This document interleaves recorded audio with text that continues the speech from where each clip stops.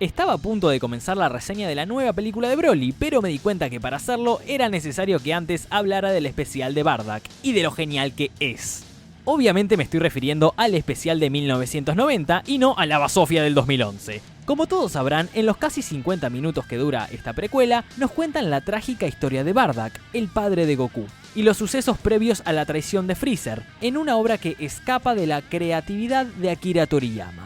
No fue él quien la escribió, sino Koyama Takao, el guionista de Toei Animation, que escribió el guión de todas las adaptaciones del manga original de Dragon Ball, así como todas las películas de Dragon Ball Z, pero no es en ninguna de ellas, sino en este especial, que explota toda su capacidad, y junto a la dirección de Nishio Daisuke logran lo mejor que la franquicia tiene para ofrecer. Pero para explicar bien mi postura voy a recurrir a un análisis completo de este especial, donde voy a analizar cada escena una por una, porque la obra así lo amerita. Y de paso utilizarla como ejemplo para que entiendan por qué la dirección y la escritura son mucho más importantes que los hitos de la historia en sí. Es decir, que no es tan importante la historia que se cuenta, sino cómo se cuenta. Así que sí, va a estar lleno de spoilers. ¡Comencemos! Una vez finalizado el opening, el primer plano del especial nos ubica geográficamente frente al planeta Vegeta, que por alguna razón gira a una velocidad abrumadoramente rápida. Se ve que entre el gran talento de Nishio no se encontraban los conocimientos de astrofísica necesarios. Acompañado de una música espacial de fondo, se escucha el llanto de un bebé. Por lo que la escena cambia a la sala de incubación dentro del planeta, con una cámara que enfoca desde dentro de una incubadora, mientras los científicos, médicos o lo que sea, introducen a su audiencia al niño que está mirando desde la cámara, en un plano genial. En esta corta escena se expone la información más importante de toda la obra, que describe al bebé Kakaroto como un guerrero de clase baja, por lo cual es rechazado por su sociedad y va a ser exiliado apenas al nacer. En esta simple oración se explica implícitamente el tipo de sociedad en el que viven, donde la actitud en el combate es el factor decisivo en sus estratos sociales. Rápidamente la cámara cambia a la perspectiva de los científicos para mostrar a la incubadora abriéndose, con el pequeño Kakaroto desnudo dentro. ¡Ah! Benditos los tiempos en que se podía mostrar bebés desnudos sin ser censurados. En un llanto que aún persiste como simbolismo de la inconformidad del bebé en dicha sociedad. Todo bajo la sincronía de una mística música que lo introduce, para no menos que darle paso al título de la obra. Inmediatamente, más instrumentos son agregados al tema de fondo, lo cual progresivamente se vuelve más violento a medida que nos introducen la arquitectura del planeta Kanasa. Hasta que finalmente, la cámara en sincronía con la música se detiene al enfocar la luna llena. La excusa perfecta para introducir a Osaru, los monos gigantes, y es exactamente lo que hacen. El rugido de la bestia se apodera del audio mientras que su inmenso cuerpo ocupa toda la pantalla, opacando la luna que pasa a ser el fondo. Consiguiente, se introduce brevemente de forma meramente visual a los habitantes del planeta en pleno combate, dejando en claro que son diestros en el arte de la guerra, pero su protagonismo no durará mucho, ya que al instante de comenzada la clásica música de batalla, se hace una comparación entre el poder de las dos razas y tanto los habitantes del planeta como su arquitectura sucumben ante el abrumador salvajismo de sus invasores. Posteriormente, la cámara retorna al lugar donde partió, la luna estática, pero esta vez con la sinfonía de la destrucción de fondo.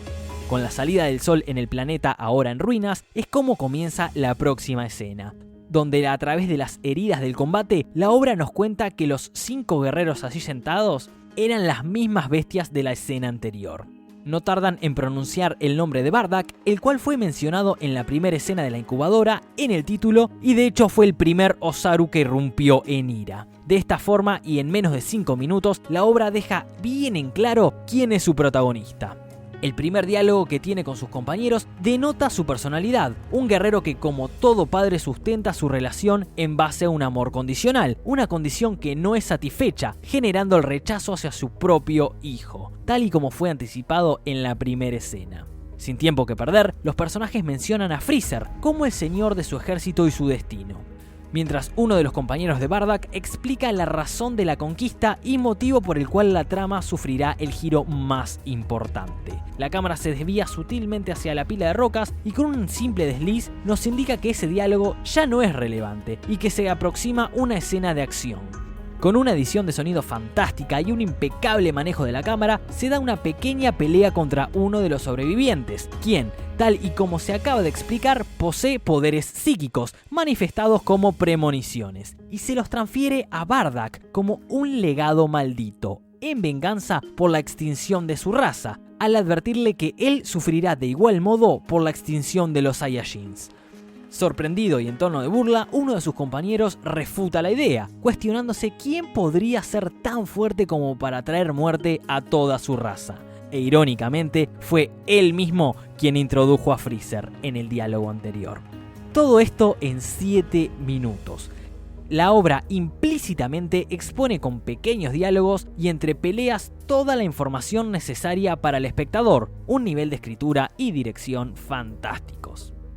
Posteriormente, Bardock se desmaya por lo sucedido y la narrativa aprovecha el momento para introducir al prodigio de Vegeta, en un entrenamiento contra un grupo de Saiyaman, en el cual le deja en claro al espectador casual lo superior que es, a pesar de ser un niño, y al espectador que haya visto Z, la absurda diferencia de poder frente a los terrícolas.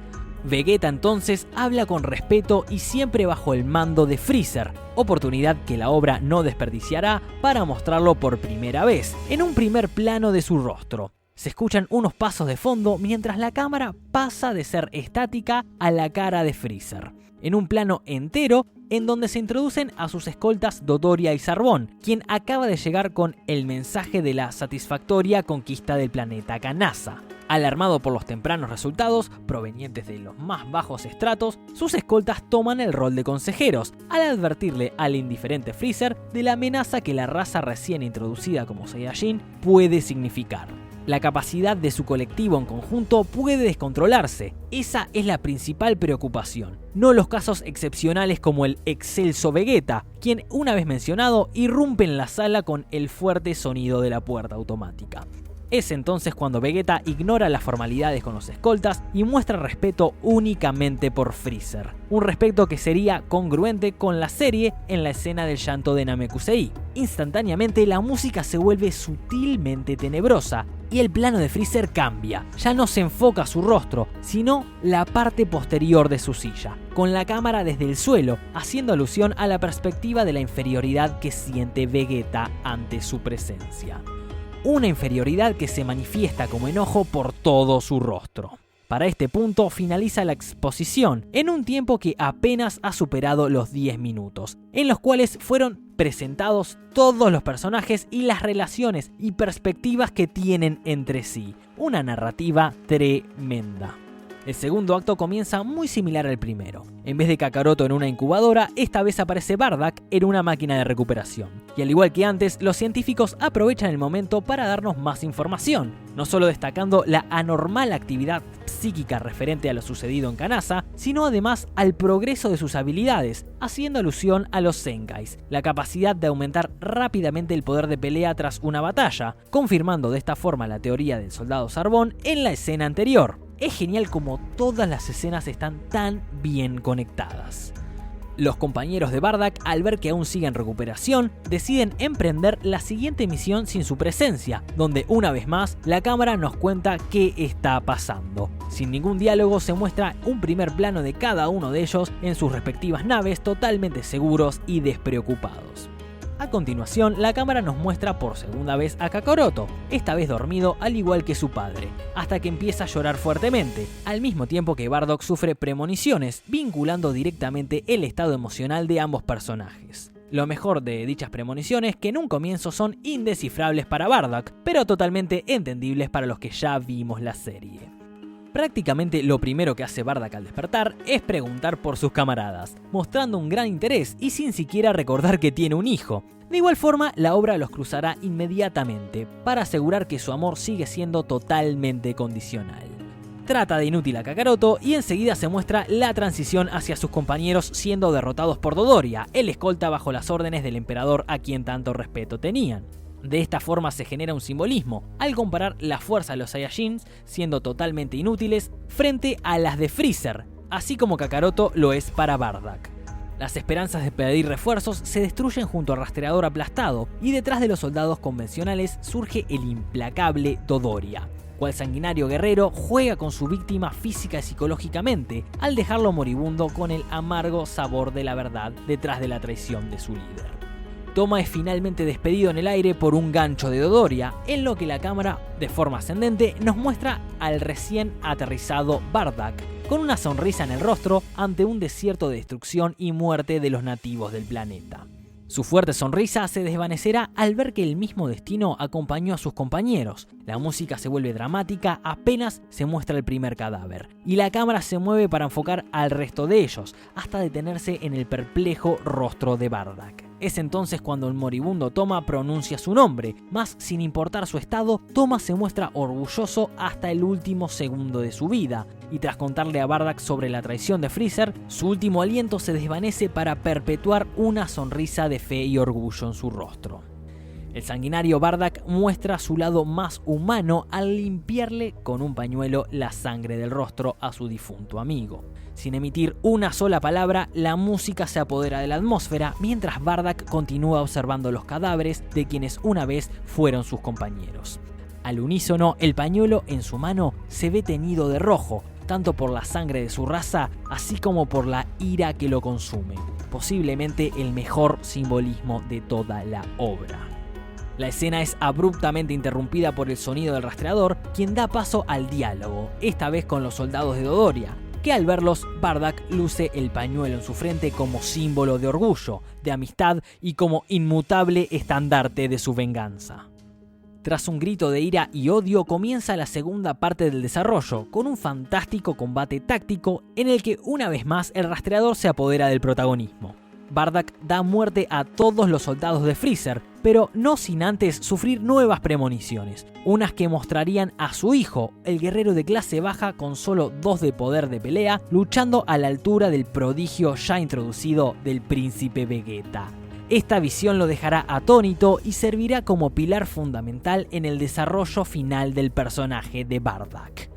Nuevamente, el rastreador indica la presencia de un enemigo, quien no es nada menos que Dodoria. Bardock, indignado, pide respuestas, pero la indiferencia de Dodoria le contesta con su más poderoso ataque. Es tal su poder que tanto las rocas como los cadáveres de sus compañeros vuelan en la misma dirección que Bardock.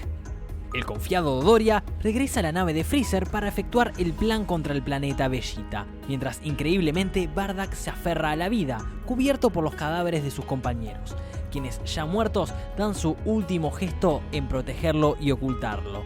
Otro de los simbolismos más impactantes de esta obra. Finalmente, Bardock se para en silencio al observar las ruinas que dejaron las abrumadoras habilidades de Dodoria, a un nivel que va más allá de lo que él y su equipo alguna vez lograron. La siguiente escena está compuesta por 3 diferentes.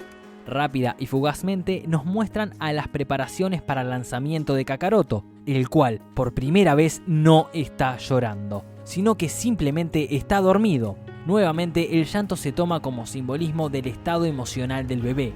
Esta vez está sufriendo un cambio favorable y es presentado de forma tranquila. Cabe agregar que no se pierde el tiempo en mostrar a los científicos que están explicando la situación. El enfoque de la cámara en Kakaroto es lo único que importa. También se ve el regreso de Dodoria a la cabina en la que se encuentra Freezer, para informar que su misión de exterminar a los soldados que se encontraban fuera del planeta Vegeta había sido un éxito. Para su sorpresa, Bardock permanecía aún con vida y se dirigía en su nave hacia su planeta natal. El perplejo Dodoria, temeroso por la reacción de Freezer, queda tan paralizado que hasta sus ojos se mueven en cámara lenta. Freezer deja pasar su error porque de igual forma no provoca ningún cambio en sus planes, haciendo alusión que él mismo se encargará de todo el planeta. Esta es una de las partes más importantes de toda la obra, porque se enfoca en edificar a Freezer. Inicialmente se expone el letal poder de los Saiyajins, luego se contrapone con el de Dodoria, dejando bien en claro que por más fuertes que sean no se comparan al implacable escolta del emperador. Y finalmente se contrasta ese tan descomunal Dodoria con el propio Freezer, que sin decir una sola palabra lo deja inmóvil de miedo. Para esta altura, Freezer es construido como el ser más poderoso e inigualable únicamente al mostrarlo sentado sin la necesidad de siquiera ejecutar ningún tipo de habilidad. Y sin decirlo directamente, lo construyen a través de los enfoques, la música y las reacciones de los otros personajes. Es brillante. Posteriormente, se mezclan las perspectivas de Bardock en el retorno a su planeta con el lanzamiento de Kakaroto hacia la Tierra, en el cruce de naves que se convertirá en una de las mejores escenas de toda la obra. Tras sufrir nuevas premoniciones con el futuro de su hijo, el moribundo Bardock aterriza en Vegeta, donde es recibido por algunos de los soldados de Freezer que lo compadecen por haberse perdido el lanzamiento de su hijo. Es en este momento donde Bardock se da cuenta que sus premoniciones son reales y verdaderamente el planeta Vegeta está por explotar. Abrumado por su descubrimiento y con las últimas palabras de Toma en su mente, se dirige a reclutar a sus hermanos de raza en una revolución contra el despiadado emperador que traería muerte a los más fieles de sus súbditos. Su cuerpo sucumbe ante sus propias limitaciones, pero las premoniciones se vuelven más fuertes y el sentimiento de impotencia le brinda las fuerzas para seguir adelante. Es entonces cuando comienza el cuarto acto, la conclusión, donde nadie cree en las palabras de Bardock. Todos se ríen de la situación por lo irracional que suena su discurso, pues para sus ojos es imposible que su emperador atente contra su lealtad. Bardock huye despavorido por unas escaleras hasta que las premoniciones atacan nuevamente, esta vez no solo como imágenes y sonidos, sino que se apoderan de su realidad. Él se encuentra parado en Namekusei y ve la espalda de su propio hijo adulto, cuando repentinamente aparece Freezer y Bardock es asesinado. A esta altura, Bardock sufre una separación de su cordura, ya sea por la abismal pérdida de sangre, por el asesinato de sus compañeros, por el rechazo social, por las constantes premoniciones que lo atormentan, por haber experimentado su propia muerte, por la impotencia o por la ira que lo consume. Bardock tiene solo una cosa en mente: matar a Freezer. Es por eso que junta el resto de sus pocas fuerzas en lo que pretende ser un ataque suicida. Y esto se puede ver perfectamente en la forma en la que lucha contra los soldados de Freezer. Ya no es táctico, ya no planifica, simplemente está todo colérico en modo berserk, yendo hacia adelante sin importarle nada más. Lo cual, por primera vez en la obra, perturba la tranquilidad del inmutable Freezer, quien con su tiranía provoca el asombro de sus escoltas al sentenciar a muerte a sus propios soldados que en ese momento luchaban por su nombre. Bardock, sobre la atmósfera de su planeta natal, se encuentra cara a cara con el emperador, donde todos sus súbditos tiemblan ante su presencia. La falta de cordura lo lleva a un punto sin retorno, impulsado por el amor a su raza, por su propio orgullo y por el reciente amor a su hijo. Bardock lanza un ataque con todas sus fuerzas para cambiar el futuro que lo encadena, mas su esfuerzo se perderá en la nada, puesto que un solo dedo del temido y bien construido Freezer bastará para extinguir su ataque, su vida, su raza y su propio planeta. En una escena magnífica y totalmente épica, donde su armadura se irá desintegrando poco a poco hasta dejarlo sin vida, pero no sin antes tener la más importante premonición, al ver a su propio hijo, el guerrero de clase baja, quien osó igualarse al príncipe Vegeta, ahora al mismo nivel que Freezer. El amor condicional de un padre Saiyajin se consolida y por primera vez, al pronunciar el nombre de su hijo, se dibuja una sonrisa en su rostro. ¡Brillante! Tras la explosión del planeta y la euforia de Freezer por el espectáculo luminoso, sus escoltas quedan totalmente inmóviles por la despiadada e inalcanzable fuerza de su tirano emperador. Consecutivamente se muestra la nave de Kakaroto y el pañuelo de Toma, los dos vestigios de la raza Saiyajin y las dos cosas más importantes para Bardock. Al instante se nos traslada a la situación de Vegeta, totalmente indiferente ante lo sucedido, con una cámara que se aleja al mostrar los cadáveres de una raza extinta, la capacidad de un príncipe con una sed de sangre que solo respeta a su emperador. Y como escena final, vemos al abuelo Gohan totalmente entusiasmado por haber encontrado a un niño que apacigüe su soledad. El ahora nombrado como Goku no solo muestra su instinto por la pelea, sino que por primera vez en toda la obra no llora, sino que ríe de felicidad, donde simbólicamente representa la aceptación en su nueva sociedad. En fin, una obra totalmente fantástica, donde cada simple escena es fundamental para su desarrollo y no pierde el tiempo con detalles innecesarios, como serían las personalidades de los compañeros de Bardock o definir a la madre de Goku. Aunque sí ameritaba una simple mención a Raditz. Aún así, todo lo que está en esta cinta es por una razón y no puede ser omitido. Todo bajo una narrativa visual increíble, con una banda sonora descomunal y una edición de sonido maravillosa. Se implementan diseños sumamente atractivos, más una animación bien cuidada y reservada para los momentos más necesarios, además de estar repleta de simbolismos. Todo esto bajo una dirección espectacular y un nivel de escritura tan alto que Toriyama jamás podría alcanzar. Koyama adopta el lore de la franquicia, que siempre estuvo orientado a la acción y a la comedia, y lo transforma en una tragedia, en una obra con un tono mucho más oscuro, que desarrolla a su protagonista a través de su propia cordura, a un bebé a través de su llanto, a un emperador desde su silla y a una raza a través de un pañuelo. Es sin dudas la mejor y más ambiciosa obra que todo Dragon Ball tiene para ofrecer. Yo le doy un 9 de 10 y vos dame un like si te gustó el video y no tengas miedo en suscribirte. Hasta la próxima.